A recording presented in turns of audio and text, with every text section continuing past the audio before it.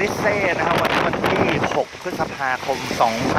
2558 เป็นฝนตกกลางฤดูใบไม้ผลิแล้วก็กลายเป็นลูกเห็บด้วยนะฮะดูสิบนหลังคารถเห็นไหมเป็นลูกเห็บชัดเลยนะฮะเป็นฝนนะฮะแล้วก็เป็นลูกเห็บด้วย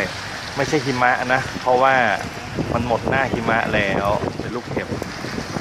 เต็มไปหมดเลย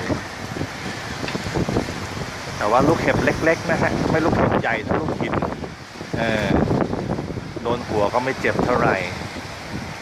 เราอยู่ในร้านฝั่งตรงข้ามนะฮะเพราะว่าหลบฝนกันอยู่เพิ่งทานข้าวเที่ยงเสร็จฮะจริงๆเตรียมตัวจะต้องไปแล้วแต่ว่าเจอพายุลูกเห็บเข้าซะก่อนเลยไปไม่ได้จากเมืองลิเซ่